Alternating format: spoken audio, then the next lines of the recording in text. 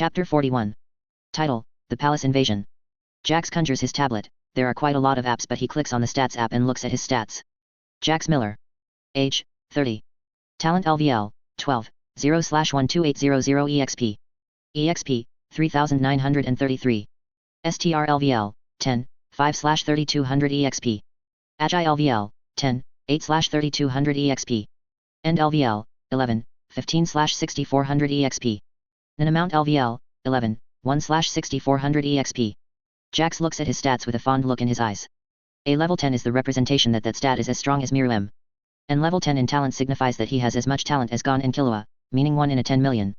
But at talent 12 means 1 in a billion talent, but that is not talent in just Nin, it signifies talent in everything, from cooking to even playing chess. It can easily be said that Jax is the most talented human in every category. After all, most people who have rare talent in something are most unlikely to discover it. Jax then just dissolves his tablet back into Nin. It seems like I will have to wait a little more till I can level up talent again. I have understood that the other stats are trash compared to the talent stat, thinks Jax, contemplating the different stats. Talent has made him able to copy others' abilities as long as he understands how they work. What does the next level in talent mean? Does it mean that I can copy any Nin power I see or something like that? What about after that? Maybe I will reach a level of talent where I can copy an ability as complicated as Future Sight. Conspired Jax, planning to spend most of his EXP on his talent. After all, the other stats can be raised, especially when someone is talented. 2 days later. Jax POV. I am currently in the city and look around as Morel eliminates the people under Patu's control. Since Leal and Cheeto are already dead by my hand, Morel has no problems, easily handling the situation. But currently I am more concentrated on Patu's control ability. She is a specialist in having only an 80% affinity in manipulation. Her ability is amazing for an 80%. I mean, she is likely around as good at her manipulation as Illumi Zaldik, who is a natural manipulator at 100% affinity. I mean, Patu seems to have more finesse at making her controlled targets better for fighting, like with Kite. While Illumi seems to be better with subtle manipulation like he did with Killua. Nin truly has limitless potential as long as you are creative with it. Also, the fighting stops when the puppets all stop moving, so it seems like Patu used her ability to heal the king, which requires her to enter a state of Zetsu to use. So currently the king and Komugi are playing, so the king still ripped off his arm. This means that the king will develop feelings for Komugi. This could be useful. 7 days later. I am currently just observing outside of the palace, looking for any subtle sign of movement. Phone ring. Suddenly my phone rings and I pick it up. It is an old type flip phone. I know. I see that the number is unknown, but I still opened it and said, "Hello, Jax here." Out of the other side comes a familiar sounding voice. "Ho ho ho ho, Jax, I hope you are up for another game." I smile at this. "What would you like to play at, old man Netero? How about we meet 2 hours later at the ravine close to the castle?" asked Netero.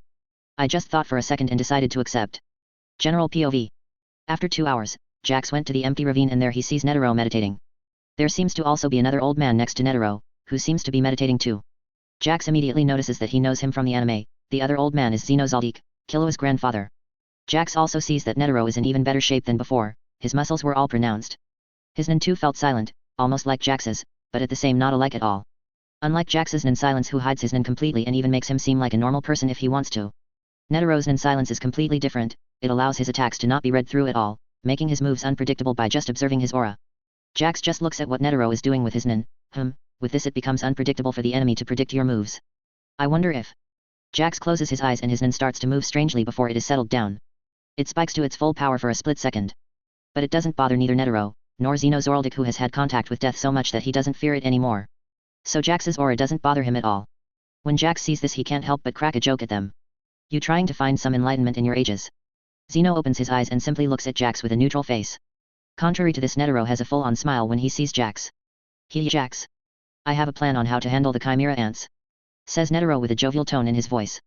Jax shrugs at this. "Is it some type of sneak attack where you fight the king?" Netero does an okay sign. "Yep, I am going to go off with a firework." "So you plan to die then, huh?" says Jax, as a matter of factly already knowing the answer. "Ha ha ha ha ha." Netero just laughs loudly at Jax's proclamation. "Yep. I am getting older and older. I will most likely die in bed one of these days. That sounds absolutely terrifying to me, so I am planning to give it my all and possibly die against the king." Ho ho ho ho. Jax just raises an eyebrow at this. "So? Then what do you want me to do then, old man?" Netero's face gets serious as he says with a serious voice. "I want you to keep the royal guards away. I know I can kill the king even if I was to die."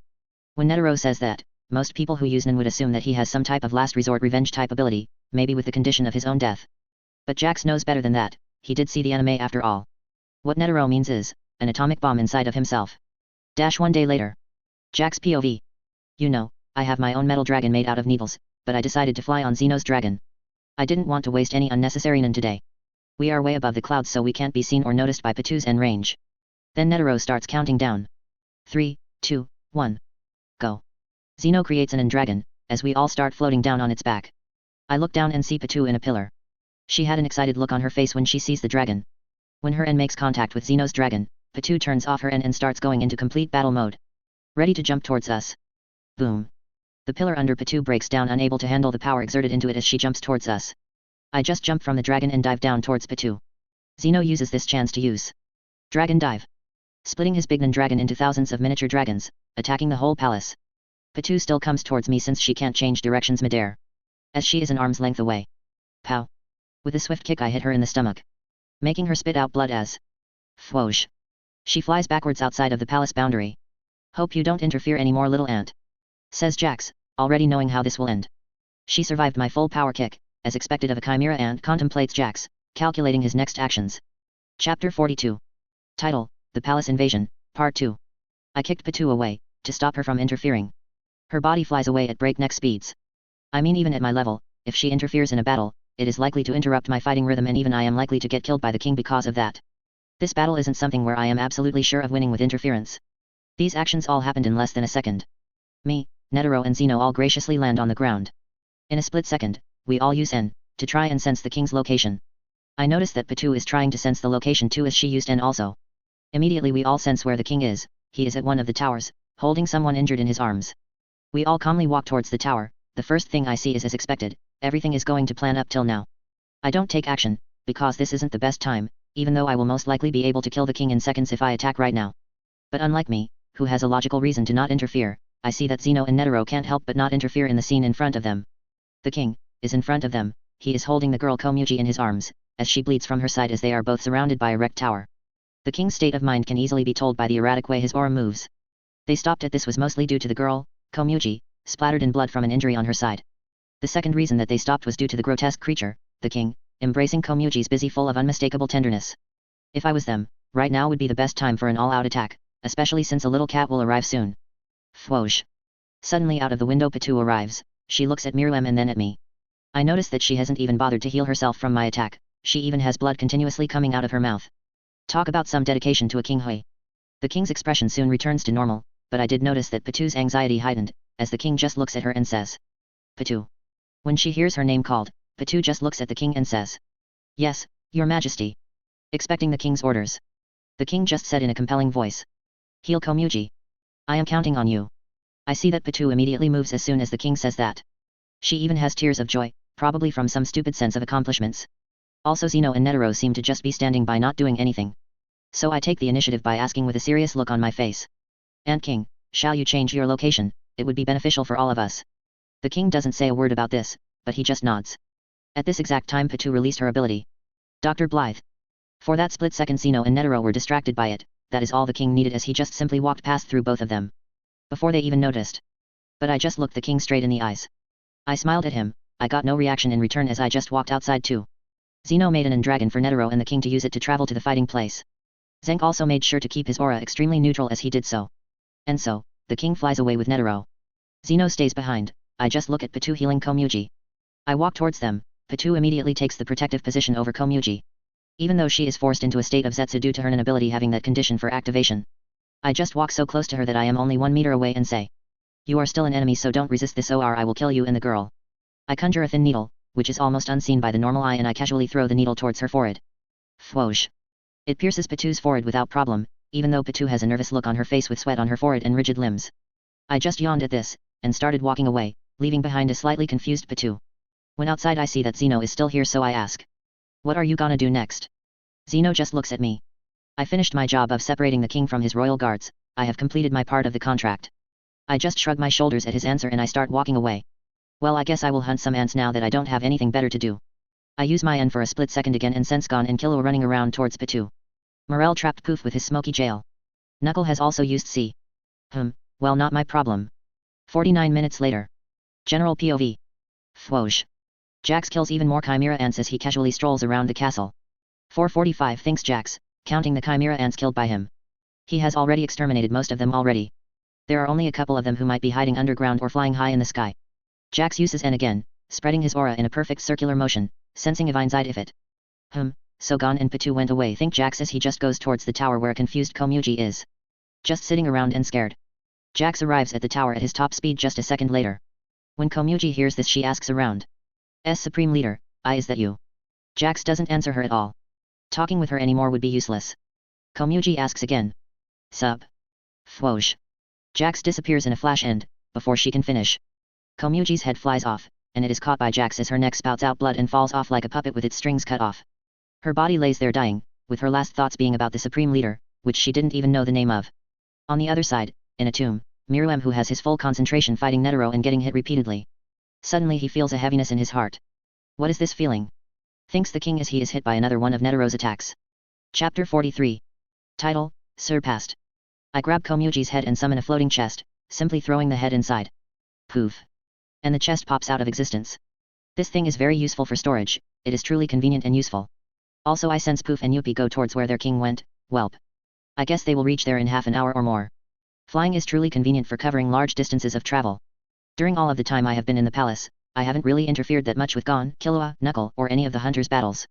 Because they are all unimportant to me, and it doesn't even matter if they die. Plus I do want Poof and Yuppie to go and look for Miruem.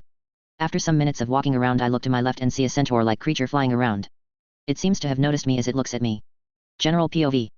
Yuppie just looks at the human who is walking around with his hands in his pockets. The human is up in a wrecked tower while he is down below. Even though the human seems so normal, his animalistic instincts screamed that the human up there is dangerous. No, not just dangerous.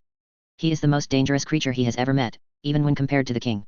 That is impossible, a human can make me feel like this. Thinks Yuppie as he suddenly looks at his arm and sees that it is shaking in fear. How can this be? I am afraid of someone that feels so average. Suddenly he hears a voice that seems strangely playful. You can go to your king now, little ant. As Jax says that, contrary to even his expectations, Yuppie turns around, his shield-like thing on his arm that stores up his anger just flares a little. Suddenly wings appear on his back as Fwosh. He flies away, making the right decision by deciding to trust his instincts, not knowing that he truly would have been killed in one shot if he didn't listen.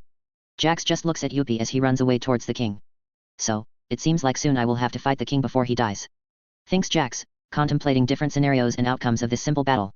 His playful attitude is no longer here, knowing that Miruem will easily surpass him in raw power soon.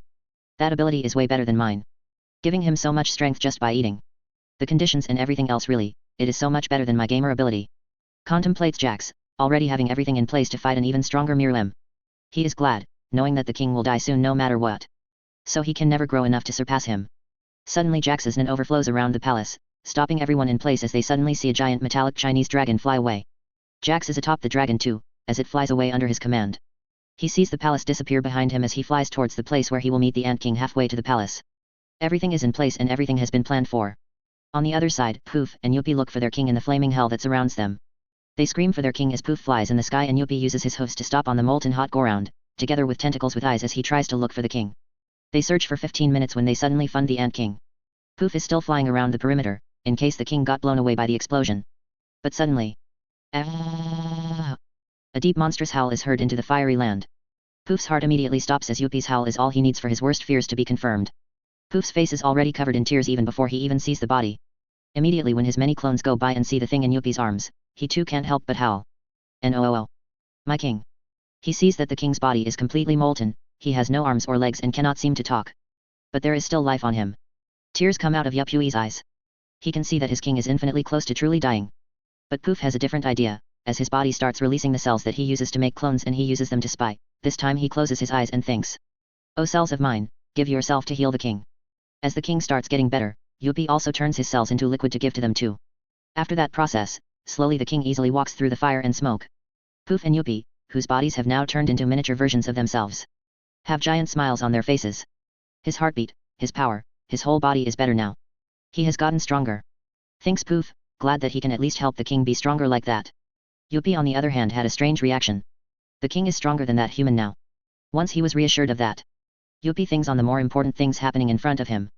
But more importantly, why is it that the king seems confused? In another place close by, Jax is sitting upon a pillar of rock. His hair is slicked backwards and he is wearing glasses again. But these reading glasses aren't normal, they are the ones created by his Nen as a form of observation and supercomputer. The king most likely already has raw power over me now. Truly frightening, that thing surpassed my decades of hard work in a simple motion of days. I am no longer a match to him in raw power. But I have something that he doesn't have though, and that is my knowledge of technology on my side. Thankfully the Ant King spent his free time playing Gunji instead of learning about humanity's strength. Analyses Jax, already knowing that Gunji did help the king win against Netero. But that is only because of his intelligence to be able to turn a game like Gunji into a fighting strategy. Though he used the simple strategy of always attacking, he still had to remember every sequence of attacks that Netero did, so he will attack him again in another way to reveal a new move from Netero. He then will keep perfecting his rhythm to slip right through Netero's guard. A simple but terrifying strategy that will only work for the king, as he can essentially defeat anyone like Netero by using this method. That is a dangerous intelligence that he has going on for himself. Thinks Jax, as his nen flares around him like a perfect flowing black fire. He has already sensed the king coming towards here. He knows that he can't necessarily outsmart Mirlem.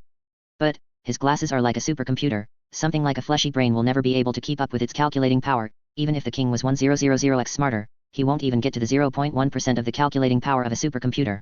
As the king is flying closer and closer to him, Jax just simply takes his hands out of his pocket and gets up. He has to also end this battle fast too, or he might get poisoned too. So Jax just looks at the king and his two little mini royal guards. The king stops when he sees Jax and senses his nen. Are you going to stop me? Asks the king, already predicting what Jax is going to do. But he still asked, just to be sure.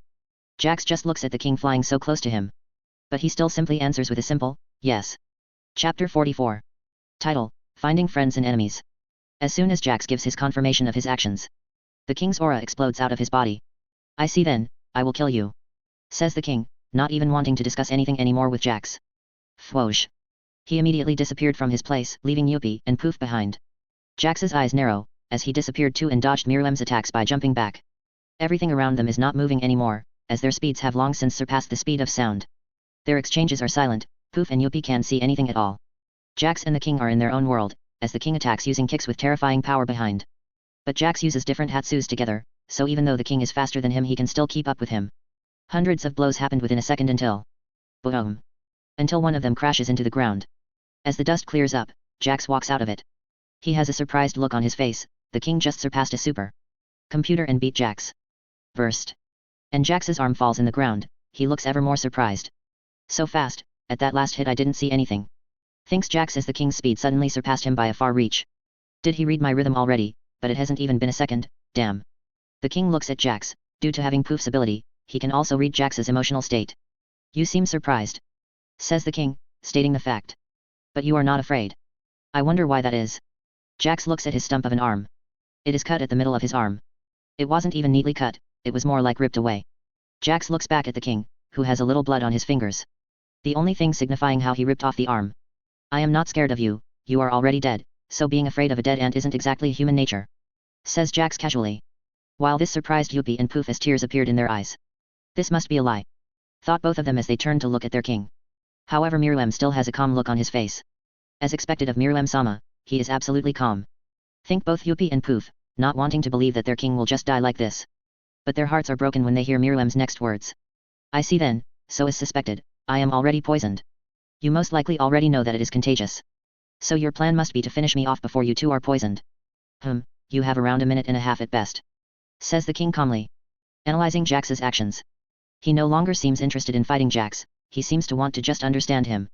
After all, he will die and doesn't have his memories. Jax just smiles at this. He understands that the king truly has nothing now, he is curious like a newborn. Suddenly his severed arm levitates towards him and he pots his stump aside and it connects. Slowly needles come out of his severed arm, that is how he was able to levitate it towards him. The needles slowly change shape turning into staple-like form and they clamp together Jax's arm, then he just clutches his previously cut off arm forming it into a fist. This will have to do. Says Jax, completely relaxed. His expression is calm like always. He looks back at the king. How were you able to read through my rhythm Mirlem? The Ant King seems a little surprised as Jax called him by his name. But he still answers to him as he floats down in front of Jax. Your rhythm was very, how to express this? Your movements were very mechanical and easily predictable. I simply moved faster at the last move, and took off your arm. Though getting through your aura was a little hard. Jax smirked at this. You know, if we met during different circumstances, we could have been sparring partners. Mirlem chuckles at this. You don't seem like the type of person to like people who are stronger than you. Ha ha ha ha ha. Jax has a full-out laughter when he hears Mirlem say that. After the laughter quiets down Jax just simply confirms. That is true, I hate people who are better than me at anything. Poof and Yuppie look at this weirdly when they see the king and Jax, who are supposed to be enemies acting so friendly with each other. Jax just sighs at this. Anyway, I think that we should continue fighting again. The king's smile disappears when he hears this. You know that it is impossible for you to win against me. That is when suddenly Jax starts laughing. Ha ha ha ha. Ant King, don't make the mistake of underestimating humanity again. You did so once and it cost you your life. The king's face turns back into a smile again. That is true, but I feel as if I can't remember something important. As if something very important is missing from the picture. Jax just smiles at this as a cold glint appears on his eyes. Komugi. As soon as the king hears that, his eyes widen, representing his shock. That is when Jax takes the chance and a knife-like needle appears on his hand. Whoosh. He disappears and faster than anyone can perceive, he goes for the throat of Mirlem as his eyes are wide in shock and he is remembering things about him and Komugi. As the needle gets closer and closer to his throat, a vicious smile appears on Jax's face as the knife-sized needle is about to pierce the king. But suddenly, Jax's arm stops in its track, just an inch away from the needle ripping into the king's throat. Man, this sucks. I haven't felt so outclassed in a long time. Thinks Jax as he looks at the king in the eyes. The king no longer seems confused, he has a clarity in his eyes. Poof seems frustrated at this, but there is nothing that he can do anymore. The king already remembers Komugi. He used his clones to get rid of her dead headless body already. But all of this is useless now, the king already has the memories of Komugi. But contrary to the other's thought process, Mirlem has other thoughts in his head. Komugi, wait for me. I can finally tell you my name now. Chapter 45. Title, Perfect Plan. Mirlem stopped Jax mid-track, and he looks at him and says.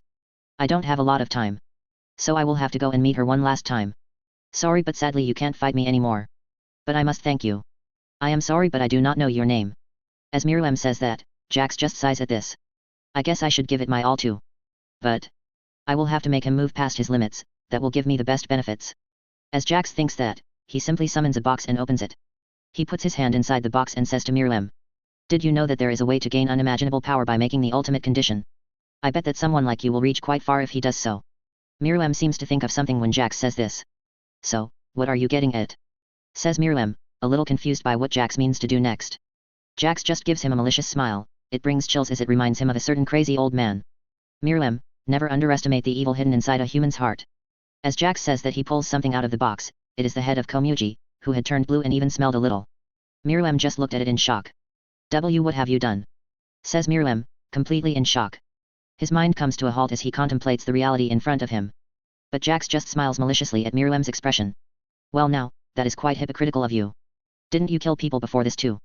So please now, use that rage and give up everything. Sacrifice everything, that is the only way that you can avenge Komugi. Says Jax, as he clutches Komugi's dead head. Mirlem looks at this as tears come out of his eyes. And no. Is all that he can say before. Burst. Komugi's head bursts like a watermelon. Man, that face really suits a bug like you.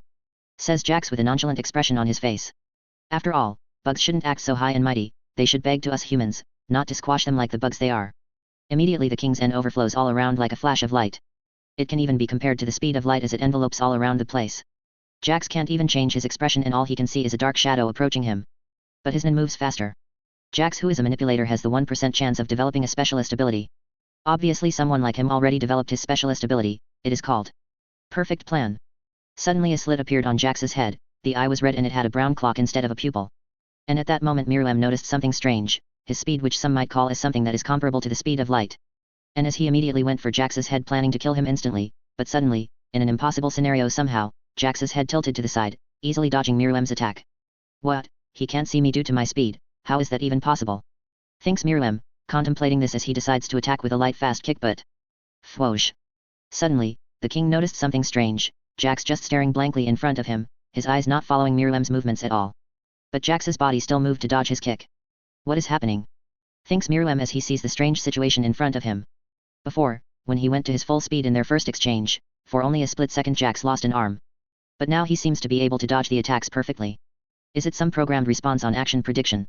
Thinks Mirlem, trying to figure out this new ability that Jax is using. How is he doing it? Mirlem uses the ability that he got from Yuppie to be able to change his physical body. So he uses this to turn his hands and feet and hands into claws. His wings also gain steel-like feathers.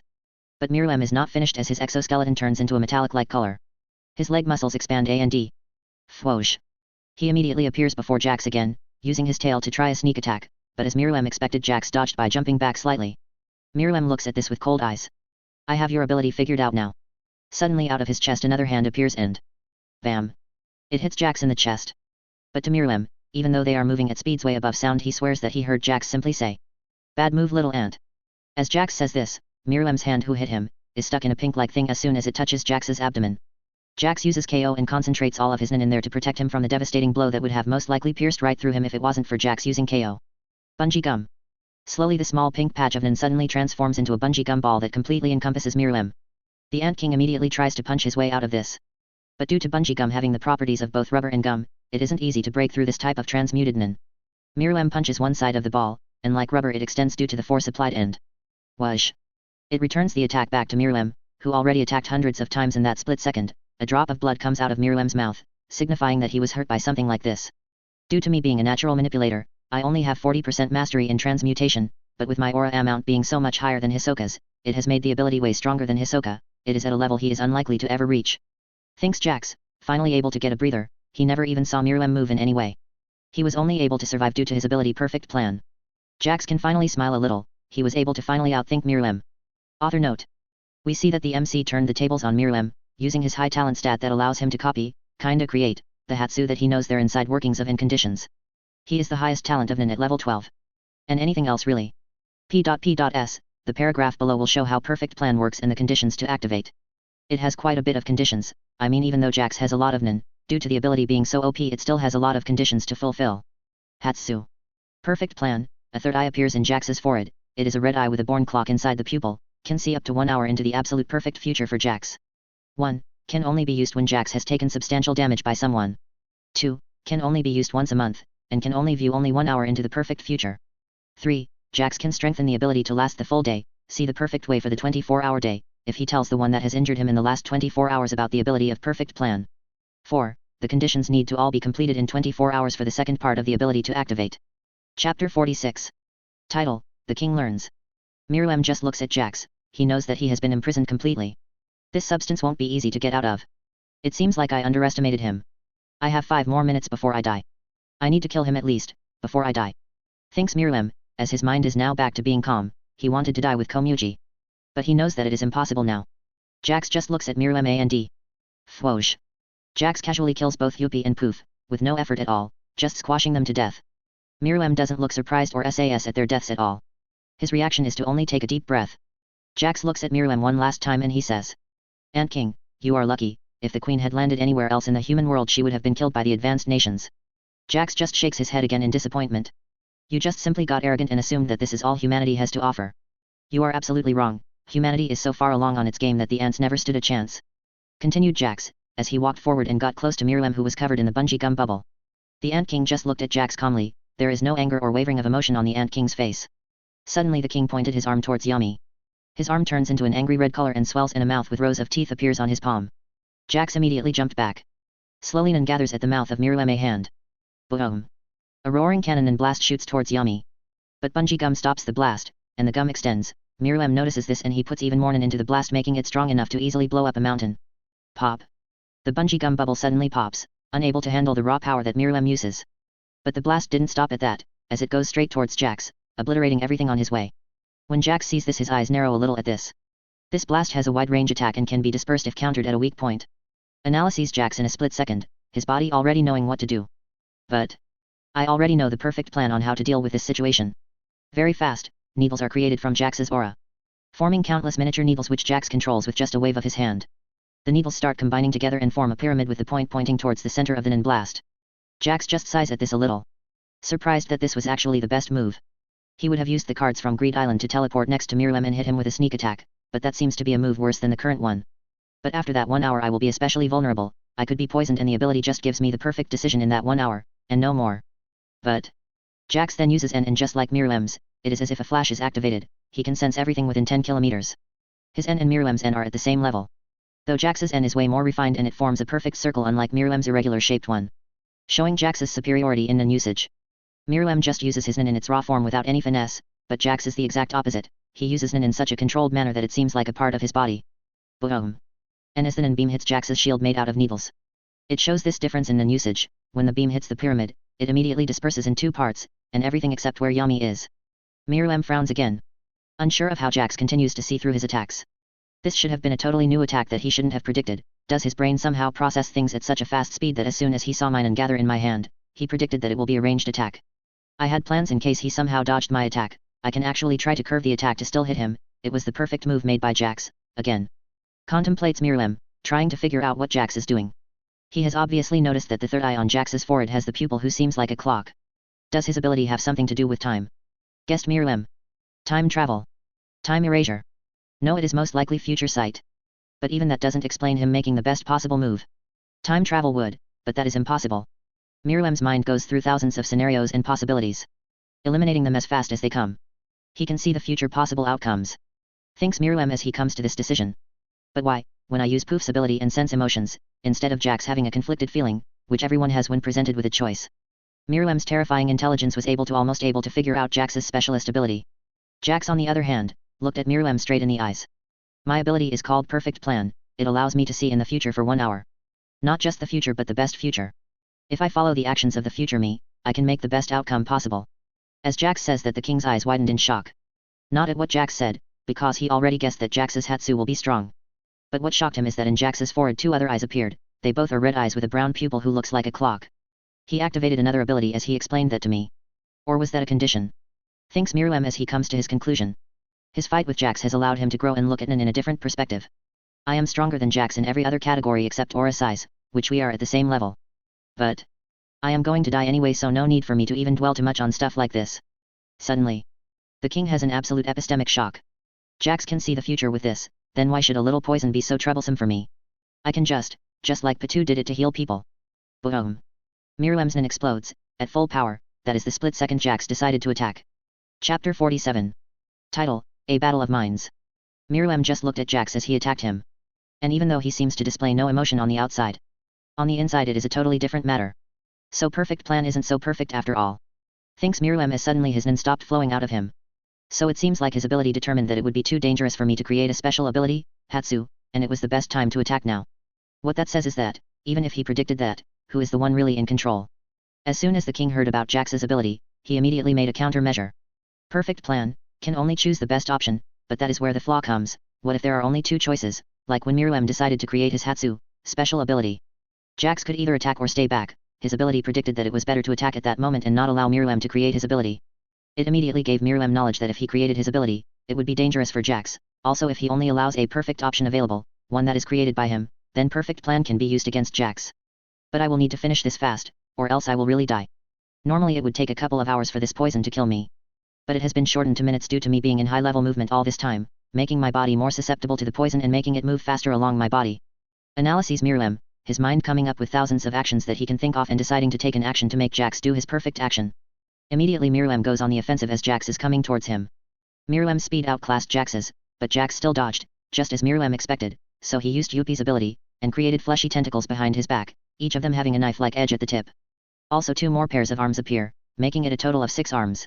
Plus with his metallic exoskeleton, Mirlem looks nothing like his previous self. Immediately before he can even finish his transformation and attack Jax. Jax jumps back, this being the perfect move possible at the moment. But this made Jax be on the air, so Mirlem attacked him. Whoosh. During this split second Mirlem as he is using his N to sense everything within his surroundings, he senses needles punctuate Jax to move him backwards. Whoosh. Seemingly dodging Mirlem's attacks. But suddenly Mirlem points towards Jax's cheek and says, "You have a small cut in there." And truly, a small cut appears on Jax's cheek. Mirlem just smiles at this. It seems like your ability isn't something almighty. After all, you did get hurt, something that definitely was the perfect move for you, but it means that any other move and you would have gotten worse than a small cut. Meaning that, if you didn't have this ability, you would have been dead a long time ago. Mirlem's Nen expands again, starting to create a Hatsu, special ability, especially made to save him from the poison he is currently dying of. But again Jax, while using his needles, levitates towards him and attacks. Confirming Mirlem's suspicion as he dodges Jax's attacks. But suddenly Jax's Nen transmuted into string and it wrapped around Mirlem, who easily broke out of it, but he then is almost entrapped again by a bungee gum slingshot. But at this time, just as Mirlem is about to make another dodge, Jax just takes a deep breath and poof. He breathes out smoke, immediately surrounding Mirlem. He sees this and notices that Jax is right beside him, ready to attack, but suddenly, Jax clasps his hands going for the attack. A dark space appears between his hands. He is using Nov's ability, and the king is confused as suddenly, swoosh. His arms on his left side all disappear. But Mirlem isn't panicking at all when he sees this. He just jumps back, his arms all regrow back as he uses Yuppie's ability to create new ones. Immediately the king flies towards Jax again, ready to attack.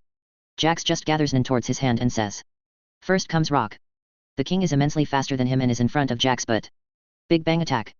And as Mirlem's attack is about to hit him, Jax just slips past it as a lightning trail appears behind him, and he surprises Mirlem on that split second as he hits in the stomach. But the king has already learned a lot from this battle, as he took no damage due to having used KO to gather all of his aura at the point of impact, and together with his exoskeleton, there was no damage inflicted to him.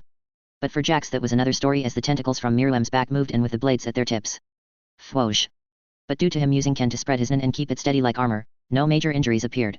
But he still can't defend completely from the attack as countless cuts appear all around his body. This is also another difference between them, as Mirlem has an exoskeleton, he is unlikely to get any injuries like Jax, making his defense stronger, especially with Yuppie's ability reinforcing it and even giving Mirlem a crude form of regeneration. As Jax is momentarily injured, Mirlem takes that chance to jump back. Jax's reaction to not allowing me to create my special ability, means that his perfect plan has already seen that I will succeed.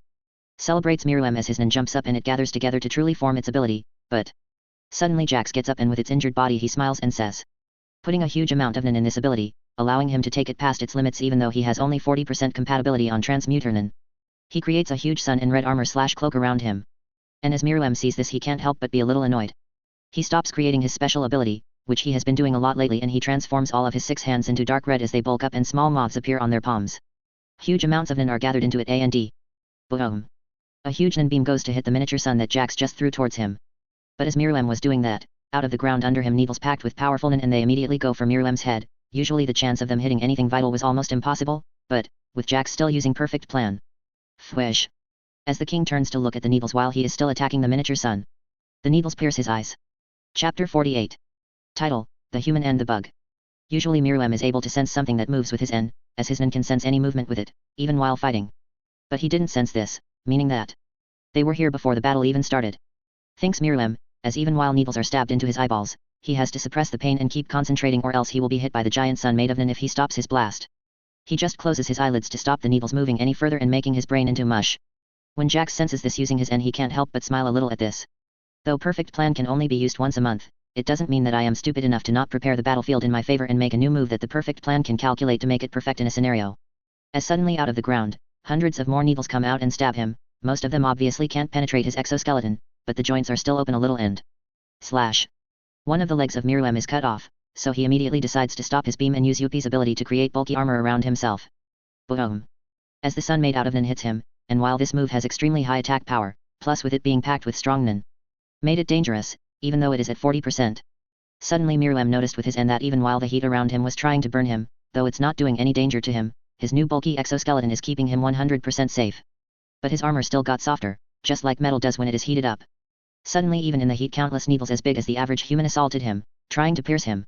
Suddenly one of them appears right on his back, and unlike the others it is just hovering in there. Jax smirks at this. It seems like you still underestimate me, Mirlem, even after all this time fighting against me. Thinks Jax as he summons his chest and puts on a ring. He then calls out. Book. Poof. A book appears, it is the book of the Greed Island. Whoosh. Suddenly a giant amount of Nin gathers on Jax's fist, and he starts rotating his arm at incredible speeds. And every time he does so, his Nin spikes up. And as his right hand is full of Nin, Jax takes out a card from the book and says. Accompany on, Mirlem. Whoosh. Immediately he disappeared and appeared inside of the heat, next to Mirlem, who is covered in exoskeleton. Due to his pain packer armor he doesn't take any damage from it. Jax just floats towards the giant needles pointing towards Mirlem and BAAM. He punches the needle. Boom. The exoskeleton is easily pierced. Jax immediately moves away from it. His perfect plan already saw the outcome of this. Slowly as the heat dies off, the exoskeleton is just there, as big as a car, and it has cracks all around it and the needle is still sticking out of it. Crack. Suddenly, just like an egg, the exoskeleton falls off on the ground, revealing Mirlem, with the needle piercing his chest. Cough, he coughs, and a huge amount of dark blue blood comes out of his mouth. He uses his 6 hands to try and take off the giant needle as big as a pillar piercing him on the chest. His body barely holding itself together. His N settles down and comes back to his body. That is when Jax's finger twitches and whoosh. Thousands of big needles pierce him. The king just looks at Jax. Due to Mirlem's lungs being already destroyed, he cannot talk at all and he can feel his life fleeing. But his last thoughts weren't of his hate about Yumi, nor was it about his subordinates. Komuji. I wish I could play one more Gunji game with you. Do you think that we might be able to play one last time in the afterlife? And then Mirlem's body goes limp as he dies. Just like that, the king died without saying anything and full of regrets. He was unable to kill the human in front of him. Jax on the other hand, just smirked at this. He didn't care what the king was thinking, whether he was regretful or not. And as soon as the king died, whoosh! Jax appeared next to the king, with his tablet already conjured. He then touches the king. And then Miriam's body slowly turns into sparkles of light, and like water flowing into his tablet. After that, Jax immediately opened his tablet and clicked into the stats app. Jax Miller. Age, 30. Talent LVL, 12, 0/12800 EXP. EXP, 3933 18321. STR LVL, 10, 5/3200 EXP. AGI LVL, 10, 8/3200 EXP. End LVL, 11, 15/6400 EXP. Then amount LVL, 11, 1/6400 EXP. Ha ha ha ha ha ha ha ha ha ha. Immediately maniacal laughter comes out of Jax. His body shaking out of joy as monstrous and violent aura flows out of his body. No longer showing any of his control, as his feelings surfaced. All of this battle only lasted under 5 minutes, showing the speed that they were both moving at was incomprehensible. Jax's aura rises even higher as it slowly gains a red tinge to it. He then pulls out a card from his book and says, "Accompany on, gone." Ah ha ha ha ha ha ha ha ha. His laughter still echoes as he flies off towards where Gon is. On the other hand, Gon is unconscious in Killua's back, his body seems all thin and dried out, as if he would die soon. When, whoosh!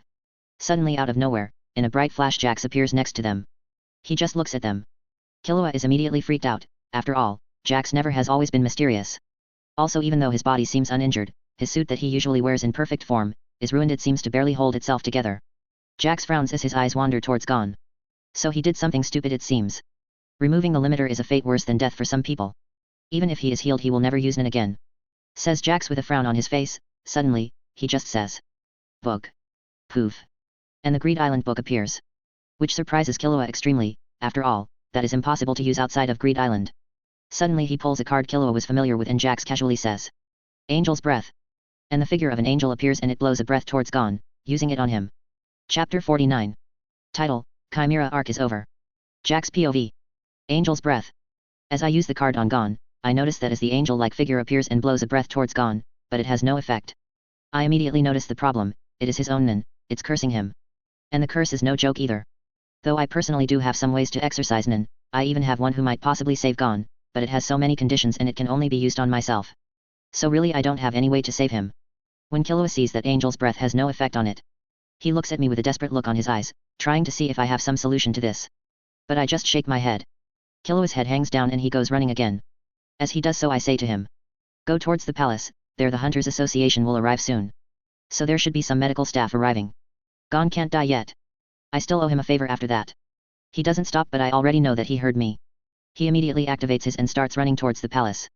I wanted Miriam to release his limiter too. Just like Gon did, after all that might give me more EXP from that. But it seems like it isn't that easy to do so, even with my perfect outcome, Miriam didn't release his limiter. I just shrug at this and keep walking opposite to him and towards where the fight between Gon and Pitu happened. My perfect plan is still active, meaning that I can see the perfect plan for the next 24 hours. I just walk around and see that a part of the forest is wiped out, there are also broken trees and all that. That is some pretty good damage around here. I wonder if Gon could have really won against the king, pre-nuke, when he was in that form.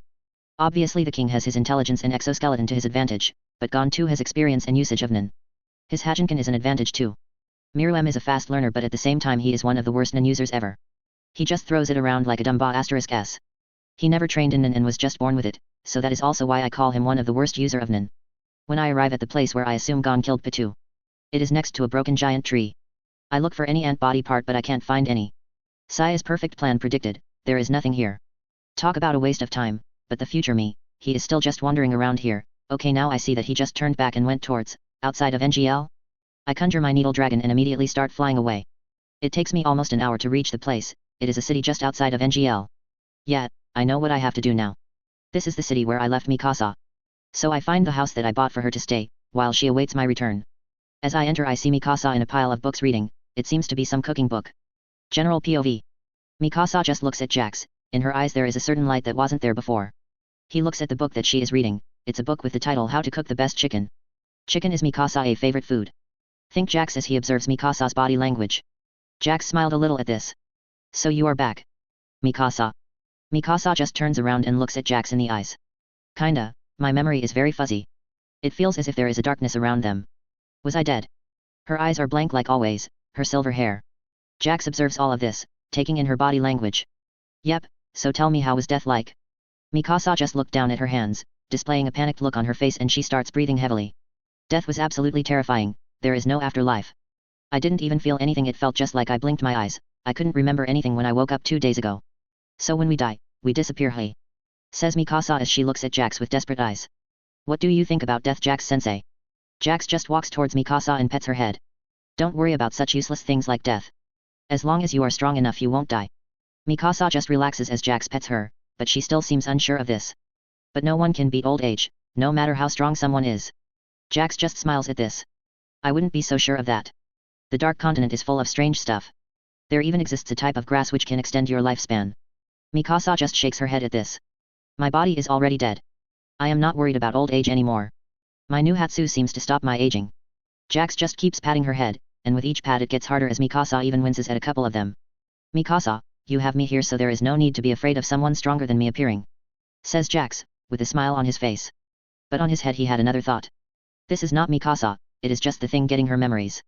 It is most likely her Hatsu evolving and gaining intelligence to protect me better.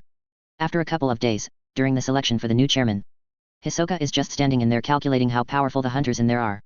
77, 86, 45, 8, 10, 9. He keeps trying to accurately determine their power. The Tiger Zodiac Kansei just looks at Hisoka annoyed. Get out of here.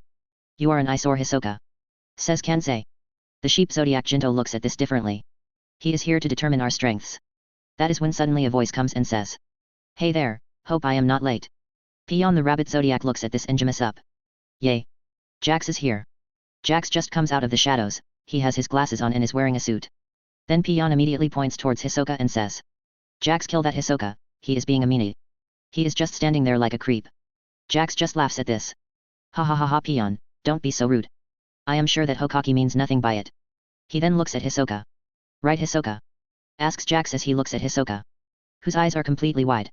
I can't see anything, but he is dangerous. He has gotten stronger, thinks Hisoka, remembering the last time he met Jax, it was with the Phantom Troop. Chapter 50. Title, Gon meets Jing and a wild Jax appears. Hisoka just looks at Jax. He can feel his blood boil, his instincts screaming at him. Ah, he is even stronger now. Thinks Hisoka as he looks at Jax. I can't sense anything, but his power is terrifying. Hisoka looks around. No one else notices, not even I can. But my instincts are screaming. Right, Hisoka? Says Jax. Hisoka finally comes out of his stupor. He notices that Jax just asked him if he is causing trouble or something. He wasn't really concentrating on what was being said. Hisoka just gets up and shrugs. Well, I wasn't really bothering anyone. He just looks at Jax, and a smile appears on Hisoka's face. Wanna fight? Asks Hisoka, as he looks at Jax's nonchalant eyes. Jax just scratches the back of his head. Sure, I guess. Just gotta make it fast then. Hisoka smiles and goes to grab a card, but... Whoosh. His eyes widen as he feels someone softly gripping the back of his neck. What? Thinks Hisoka, as he sees that Jax is no longer in front of him. His body is filled in cold sweat, like a prey afraid of the predator. He couldn't even take out a card and was defeated. Hisoka just sighs at this and puts his hands up. I give up. Hisoka, even though he lost, he has a smile on his face. So, it seems like I am not that strong. His rubber lightning naturally acted to this, flowing out of his body and... Whoosh. Flying towards Yami, but he is no longer behind him. Hisoka feels a voice behind him say. Welp, that is that then. See you later, Hisoka. I am just gonna vote now. Yawn. Hisoka looks at this with a complicated look on his face. He doesn't even see me as a threat at all. Well, he did give me a new perspective. But Hisoka and Jax aren't the only people in the room. The Zodiacs are also surprised at how strong Jax really is. Obviously, as a 3-star hunter, he truly has to be strong, but this strength. He is the strongest hunter on here. Think all of the hunters inside the voting room. Jax just walks casually towards the voting box and puts in the paper with the name Cheadle Yorkshire. Hisoka then just starts walking towards the exit upstairs. Clack clack. But that is when he hears a puppet-like clacking sound. He looks at where the sound is coming and out, and Illumi in his disguise comes out. 95. Calculates Hisoka, but even this good number, it still makes Illumi seem too boring when compared to Jax. As Jax voted, Mikasa walks past him and votes too. Hisoka also gives Mikasa a side glance while he is talking with Illumi. He is a little shocked at her change, and she can feel that she is extremely dangerous compared to before, where she used to be only about his level. And he was confident in defeating her. He looks at Jax again. Is he the one who made her like this? Another 2 days pass, and the gathering of all of the hunters is held. Pariston wins with the votes. But Jax doesn't seem interested in this at all, as he just looks at Jing, trying to determine how much raw power he has. Way weaker than me.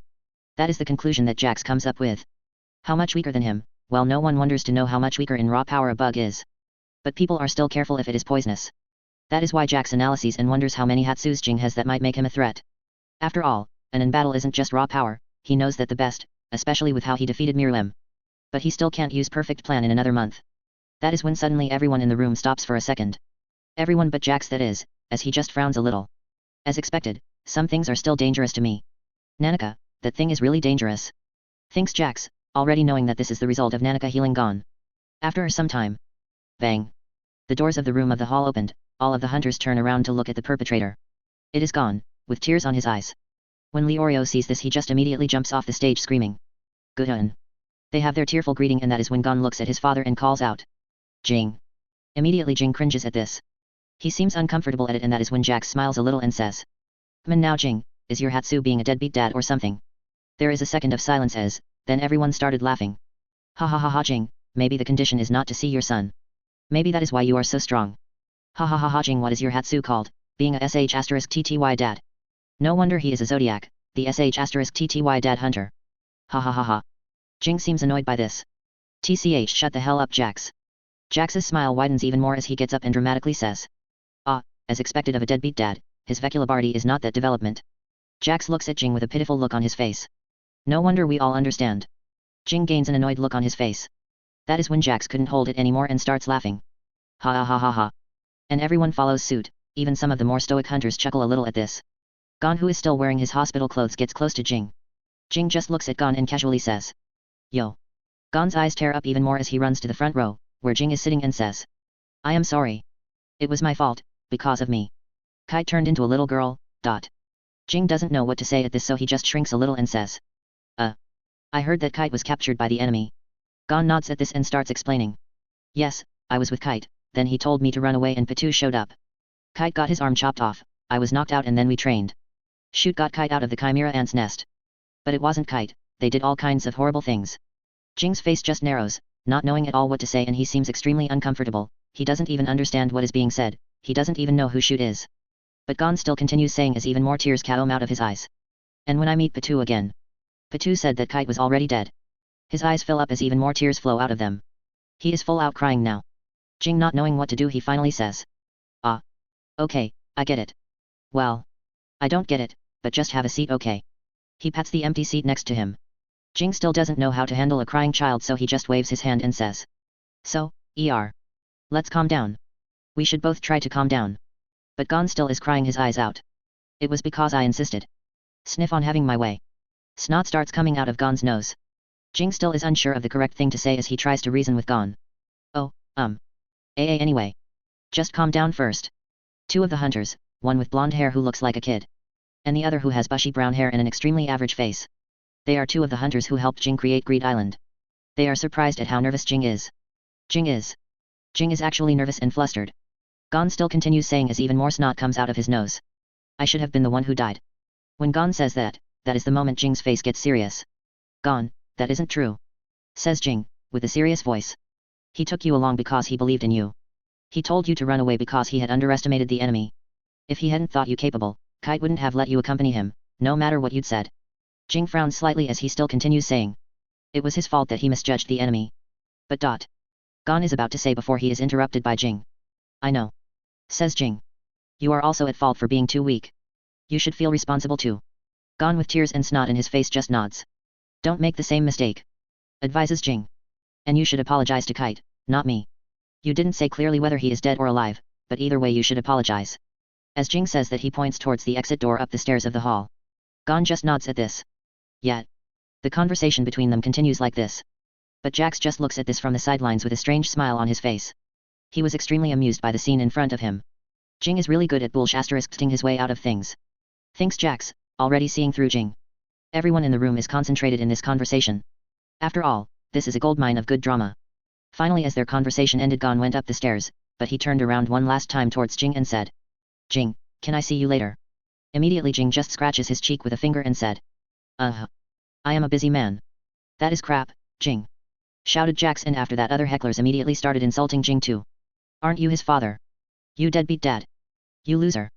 That is when Jax decides to fan the flames even more as he shouted again. I know all about Greed Island, You didn't meet with Gon even after he cleared it. Yeah, just shut up. Says Jing, annoyed by all of the hecklers. Fine then. He points towards Gon. I will be waiting, so get going. What the hell USH*TTY father tell him something like see you later or love you son. Says Jax, amused and trying to add more fire to the other heated up hunters. Jing just turns towards Jax pointing at him. Shut the hell up Jax, you are just trying to stir up trouble. Jax acts angry at this. Hey, SH*TTY father of the decade, stop accusing me. Why don't you try being a better father instead? Yeah you brain dead illiterate SH*TTY father. You are a loser Jing. And just like that people started throwing things like cans, shoes or such things together Jing Hole booing him. After that whole fiasco Cheadle Yorkshire is chosen as the new chairman of the Hunters Association. Jax used this experience to amuse himself further. And the next day some shocking news was made by Nasubi Hueguo, the king of the Kaken Empire. As Jax is in his own private hotel room, with the TV on, he is completely naked he just took a shower. He looks at the fat man on the TV as he announces to the whole world. We, the Kaken Empire, declare we shall carry on the dreams of humanity and advance our reach to the Dark Continent. Chapter 51. Title, The Dark Continent Expedition starts.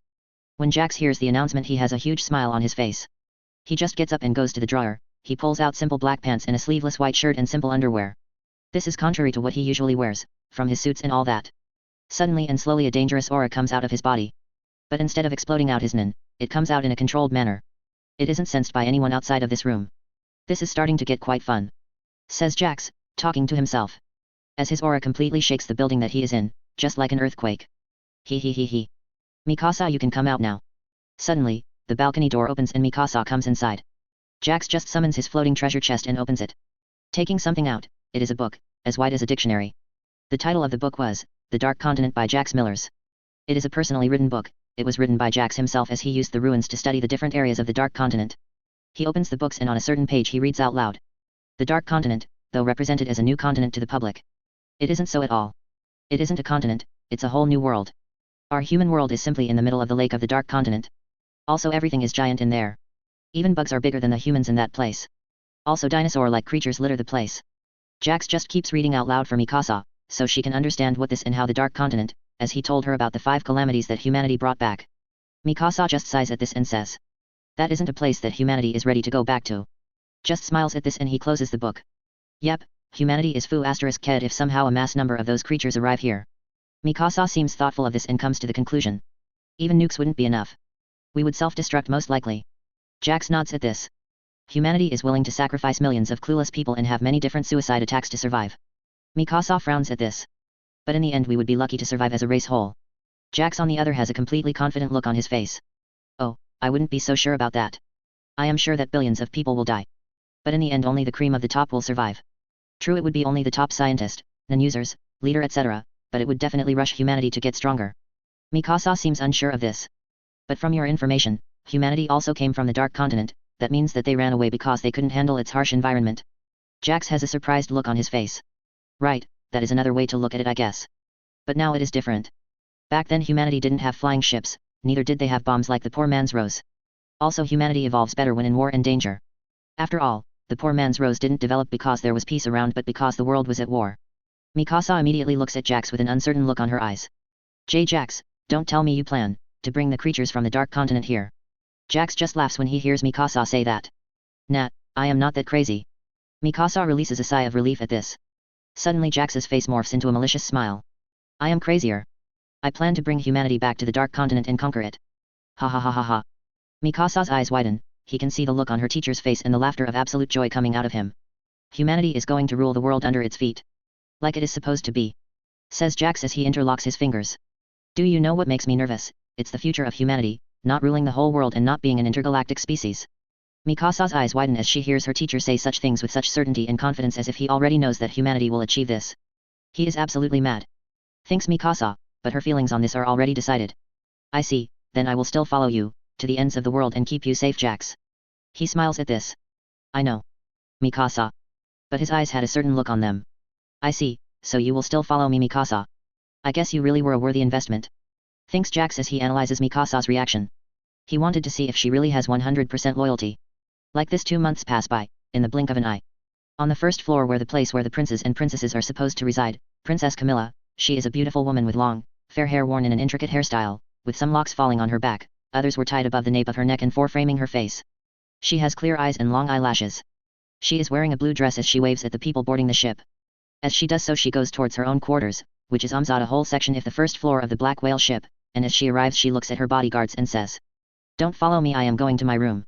Kill anyone who comes inside." As she says that, she opens the door to her big private room. And as she does so, thud. She hears bodies of her bodyguards hit the ground. The ship hasn't even set sail yet and the selection has not started yet, but someone is already targeting me, thinks Camilla as she just sighs at this. Wonder which one of my siblings it is. That is when the door opens and an unfamiliar voice comes through. Yo. Chapter 52. Title, Camilla. The second child of the king. Camilla just looks at the perpetrator. He has black hair and brown eyes. He also seems to be wearing reading glasses and has an easygoing smile on his face. His presence is so vague. So he must be an assassin. Contemplates Camilla, as she analyzes the man in front of her. Jax just looks surprised as he looks at Camilla. Oh, this is surprising, you don't seem to be afraid of me, no, more specifically you are not afraid of death. His observation seems terrifying. Better be careful. Camilla just looks at the man in front of her. We just boarded here, the party hasn't even started. I am not a violent person. Also everyone will die eventually, so no need to cry over it. Jax's face morphs into a smile and gets inside, closing the door behind him. Now that is a lie. But you are still unafraid of death. I can also see that you aren't really nervous too. How is that possible? Immediately Camilla gets nervous. Terrifying, he is reading right through me. Better provoke him to kill me or else this man will see through me. Just shut up and kill me already. You are boring me. You really are not good with women. Says Camilla, nonchalantly. Jax's smile widens even more. So you are rushing me to attack me. You seem to be really inexperienced within battles. Anything you say or do can be used against you. And by observing what you are doing and your calm reaction, you most likely have a revenge type ability. But even then, you are still too calm. After all, even revenge type ability users are careful. If I kill them in one shot, they will still try to prevent that. But, you are different, so I came to the likely conclusion that your ability is activated by death. But something doesn't add up, you still don't fear death. So, the only logical conclusion is that somehow your revenge ability, most likely it also kills the one who kills you. The more Jax talks, the more Camilla is shocked. In the end she becomes terrified of Jax. What the foo *K. He Fu King figured out my ability so fast, what a Fu King monster. Oh, judging by your expression and body language you just confirmed my assumption. Said Jax, with a mischievous smirk on his face. Camilla immediately goes into panic at this. Listen, I can give you anything. Whatever my siblings are giving to you I will double it. She knows that if someone as smart as the man in front of her were to know of her ability he can definitely kill her. For example, with starvation of even suicide by manipulating her using manipulation, though she doesn't know if he is of that category. Jax just laughs at this. Ha ha ha, I am not here to kill you. I am here to bargain with you. Camilla is still nervous at this but her fear calmed down and her body turned back to normal. I see. Well, the deal is simple really, I will be your bodyguard. But you can't order me or anything like that, I will also decide to protect you when it's convenient for me. I just wanted a place on the luxurious first floor. Say Jax nonchalantly. Telling her of his real intentions. Camilla still seems unsure of this, but in the end she accepts. Okay, you can do that. Jax nods at this, but after that whole situation is over, he immediately loses interest in Camilla and starts going around the room looking for anything interesting. Due to this being a prince's room it is big and has multiple living quarters. Even a room for her personal staff. Jax just goes around checking everything and trying some of the food on the fridge. He then finally sees something that interests him. It's a big flat screen TV and takes the remote, turning it on, going through some channels. Camilla is bewildered by Jax's actions. This is not how a normal person acts at all. What if she decides to betray him or kill him in his sleep? This sucks, there are no interesting channels. There are only some basic news channels. Damn, seems like my trip to the Dark Continent will be as boring as expected. Says Jax as he sits down on the couch and puts his feet on the table. Camilla just sighs at seeing Jax acting lazy like this. Where did the terrifying person from before go? Now he seems more like a lazy shut-in. And right at that moment Jax yawns and looks towards Camilla. Do you have any games here? Or did you only take your dresses and makeup for the Dark Continent? She doesn't know how to answer this, she wants to yell and swear at him. But she remembers the terrifying image and helplessness she felt just 1 minute ago. What is going on, why am I automatically underestimating him? Thinks Camilla, as she can't help but be even more scared of Jax. In just 1 minute after making her think he will kill her. He made her become unafraid of him. I better let this go for now. I will contemplate it after the departing ceremony. Camilla looks at Jax and finally gains courage to ask him. Can you wake up my bodyguards that you knocked out? While she was saying that, Jax was just looking at the closed fridge with a complicated look on his eyes.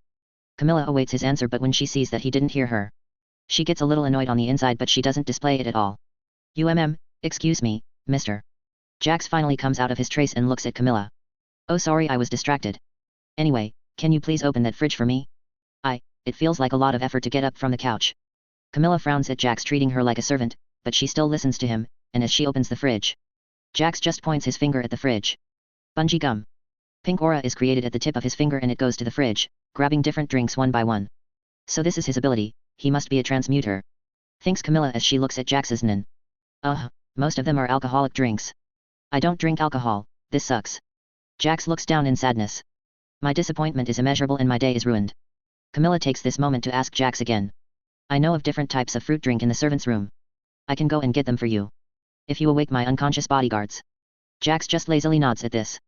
Yawn sure, just get me some peach or orange juice. They are my favorite. What are you, a kid or something?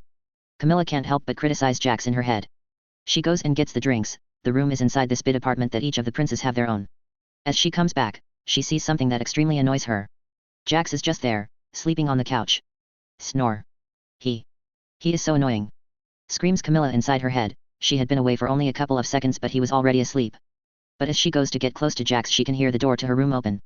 She immediately looks at it, suspecting it to be an enemy, but it is actually her knocked out bodyguards.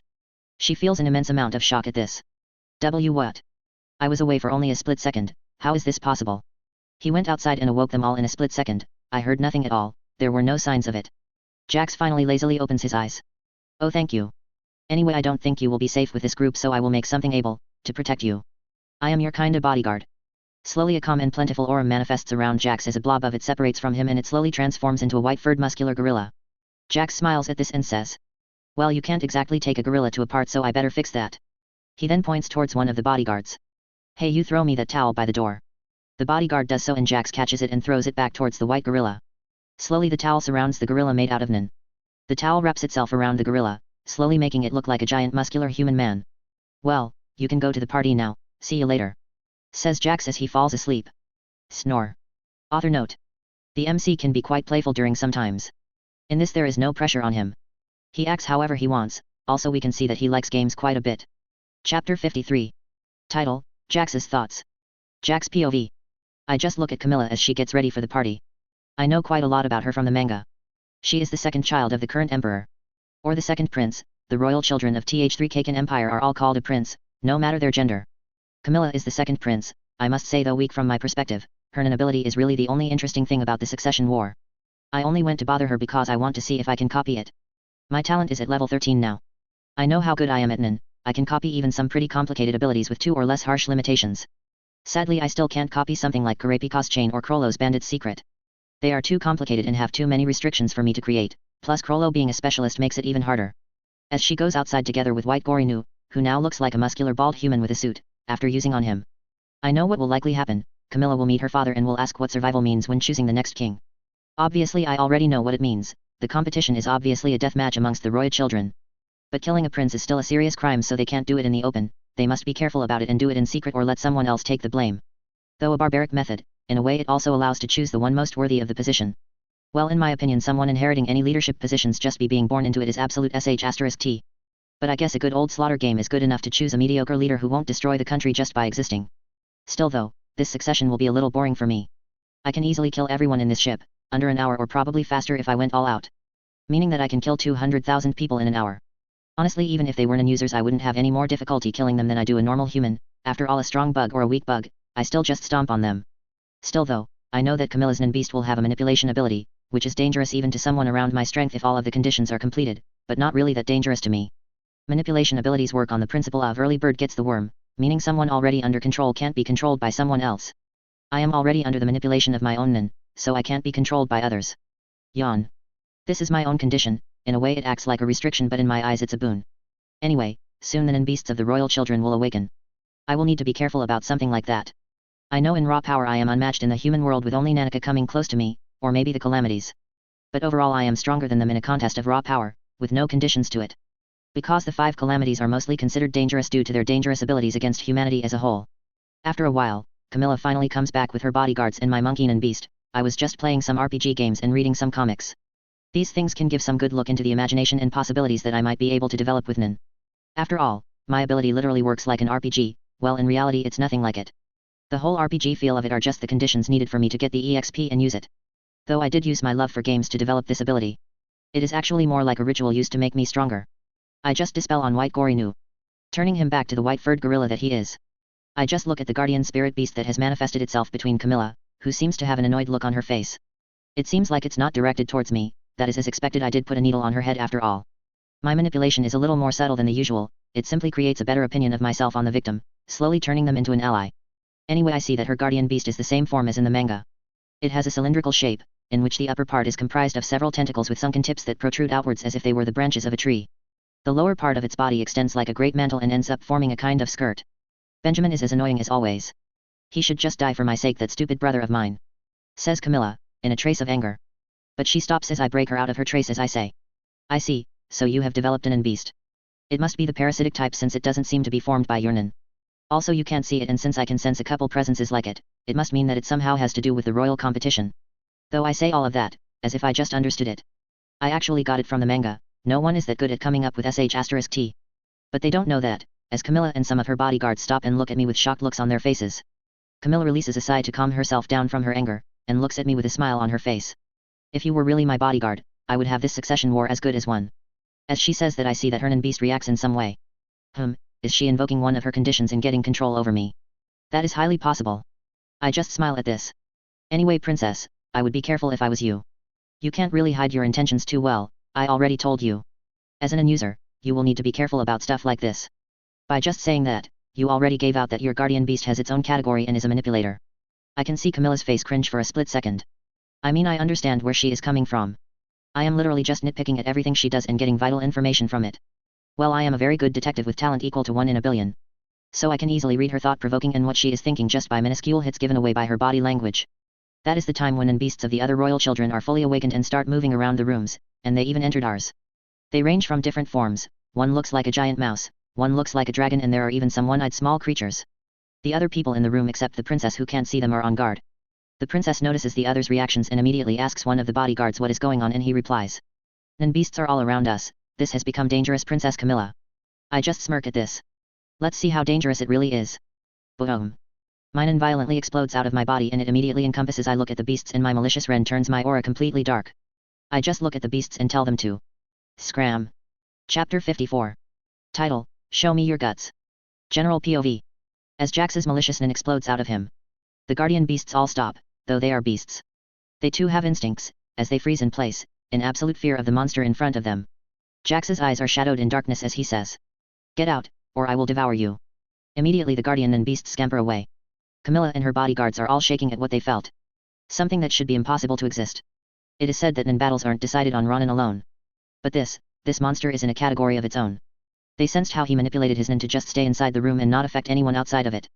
They are unsure of what is scarier, him having that amount of aura or him being able to control it in such a way that would be impossible even for the most talented person. Jax on the other hand turns towards Camilla again and smiles.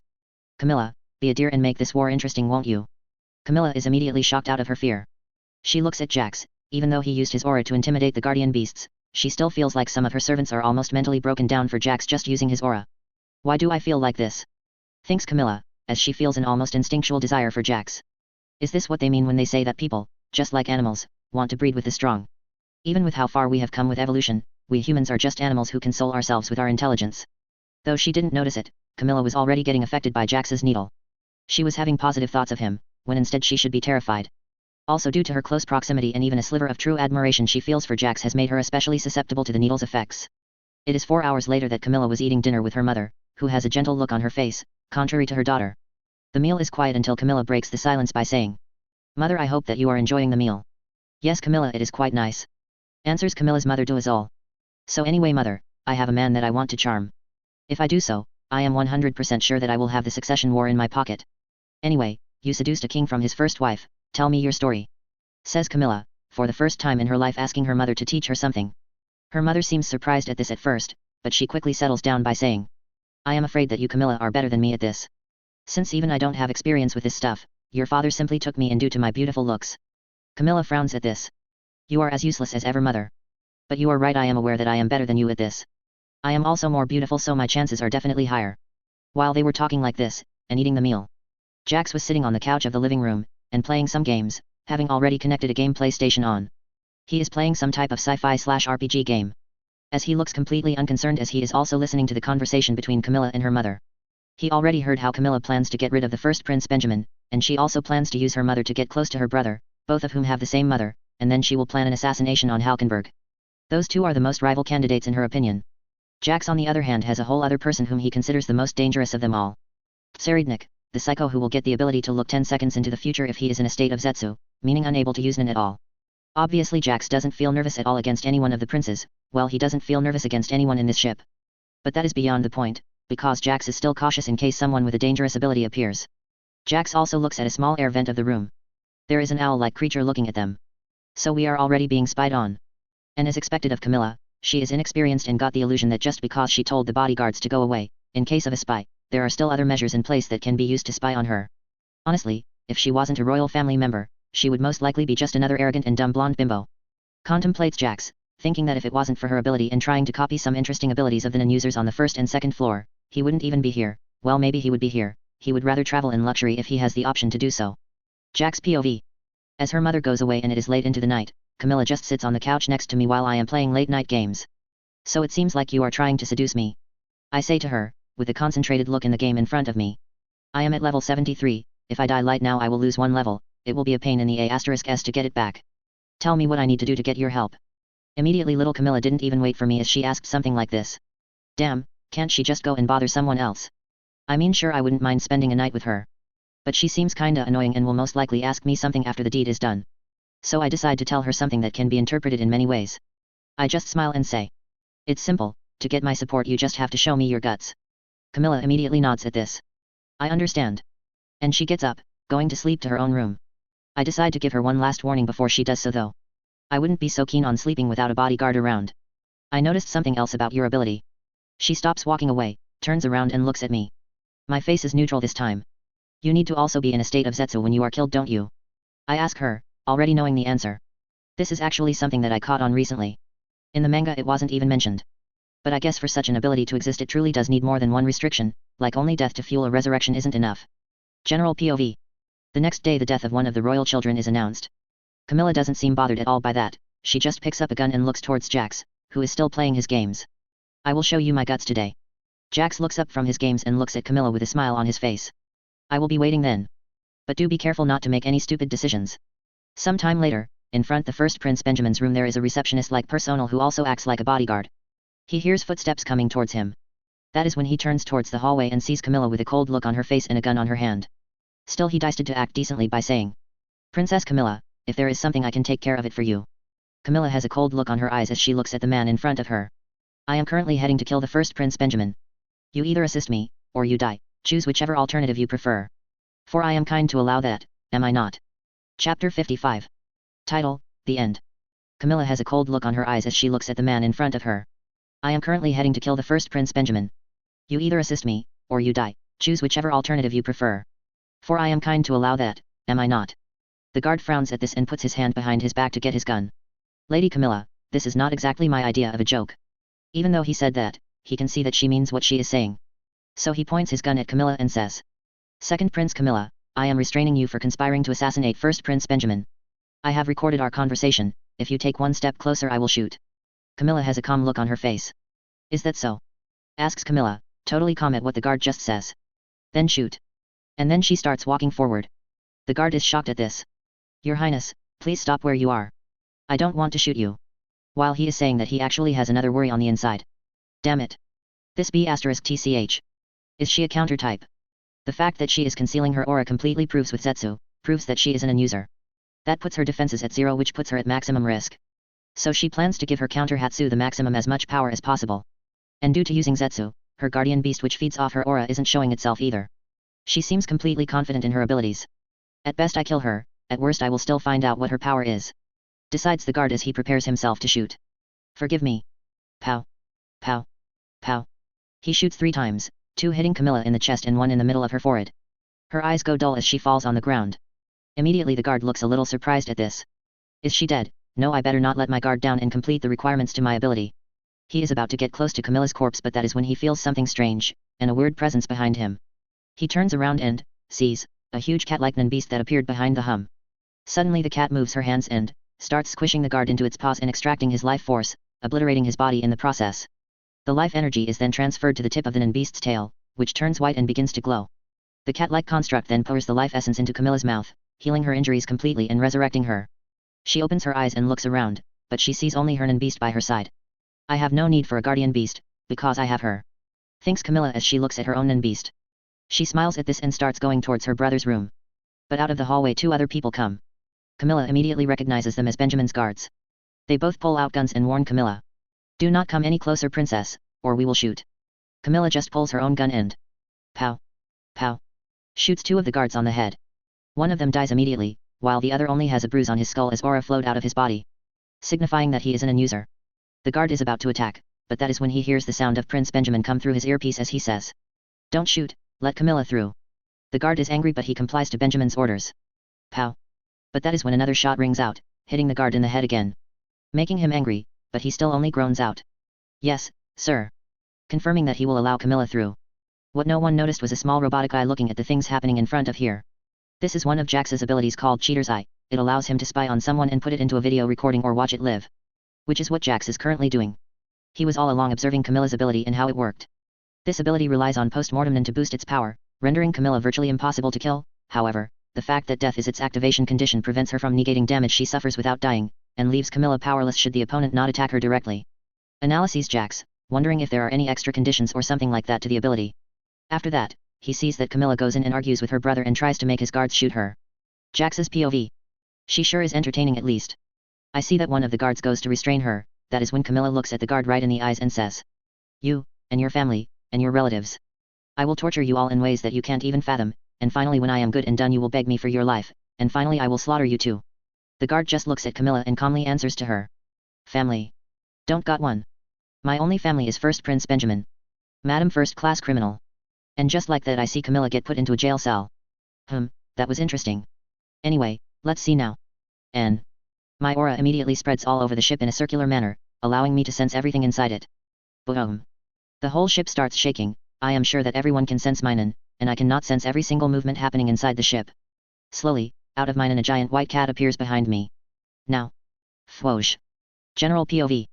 Jax immediately started moving, his speed unimaginable. Comparable to the speed of light.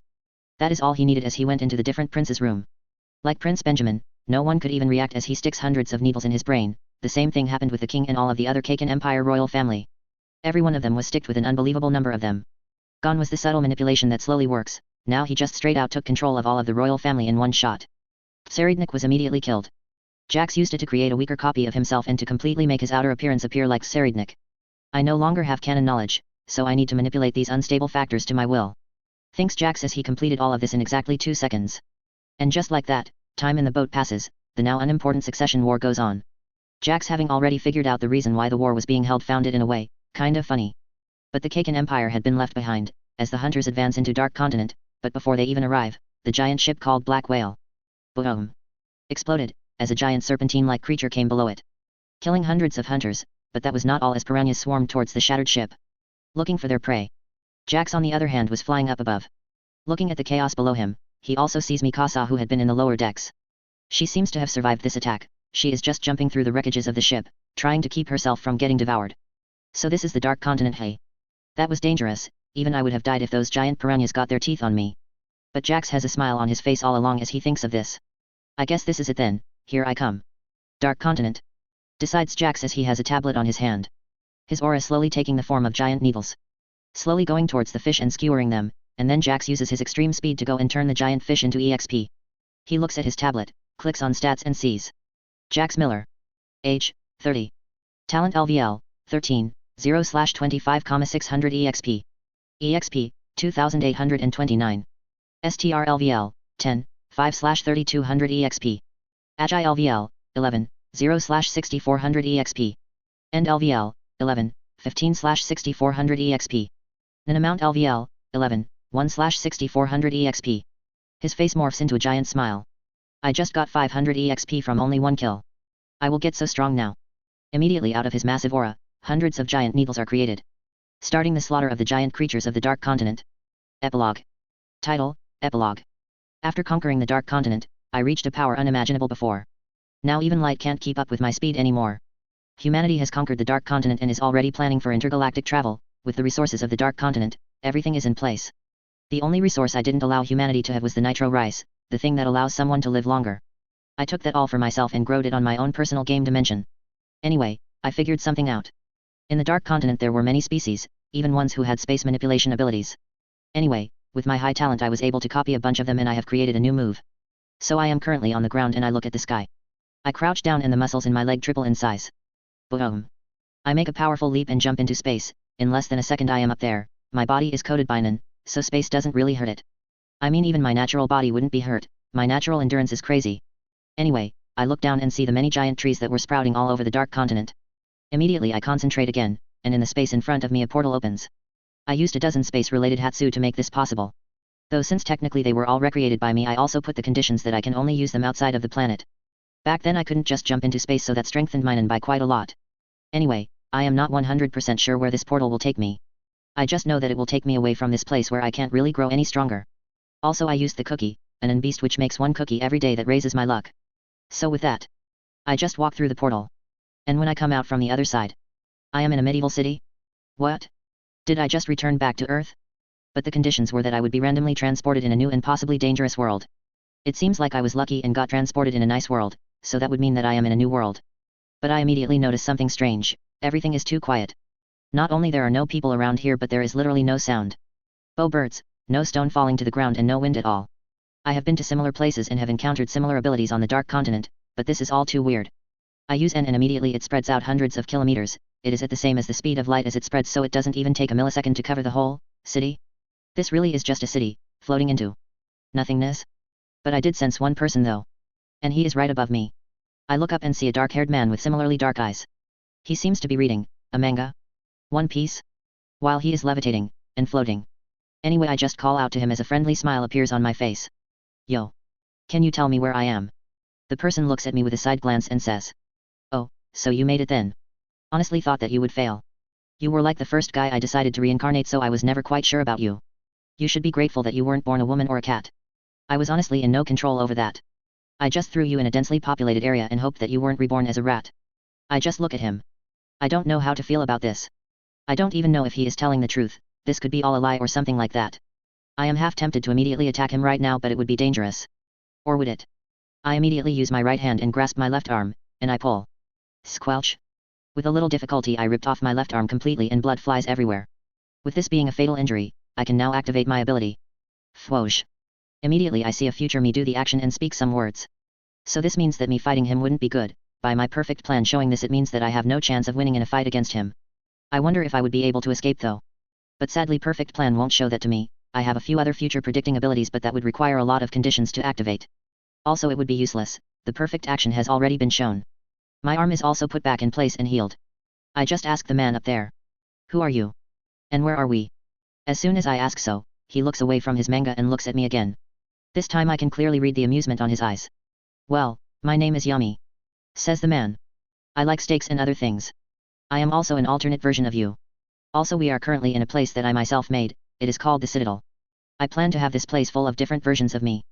But you are the first one to arrive here, so welcome. When he says that my eyes immediately widened. So I was reincarnated by an alternate version of myself. I guess. I will think about that later. I can't panic here, so in the end I decide to say to him. I see then. Yummy. My name is Jax, and I would like to make an offer to you. He looks at me with a questioning look on his eyes and he mentions me to continue. What I want is for a way to grow stronger, my perfect plan is working towards the best outcome for that too. So, as I see what my future self does, I am a little surprised. I really love this ability. So as I see the peach of my future self, I offer to him. Well, I bet that a lot of the alternate selves that you sent die. Either because they are weak or something like that. Yummy looks at me and a smile appears on his face. Do go on. I swallow a little, just like my future self did, and in the end I continue. Well, I can create a gamer-like systems. Like the anime system or such, though they won't be too powerful and WTF, my future self said that. Anyway I continue saying. And also I will get 70% of the EXP that they get. I see that Yummy's smile hasn't changed at all. I know that this will allow me to grow tremendously and I will use other versions of myself as leaks that will help me keep growing stronger indefinitely. Why my future said that to Yummy, I don't know, don't tell me, maybe Yummy has some mind-reading ability and can tell something like that. So me being honest was the best move. Yummy in the end, after thinking for a split second, he just says. Okay then, I accept your deal. I can hardly stop the smile from appearing on my face. But he continues by saying. But, you must convince them to accept the system. Though I will allow you for the next soul that I reincarnate, you can put a system in him. Don't give him anything too powerful either, so anyway do we have a deal? As Yami asks that, he extends his hand towards me in a handshake. I smile and clasp it. I look at him straight in the eyes as I say. Yes, yes I accept. Well then, it seems like this is the new start of a wonderful partnership,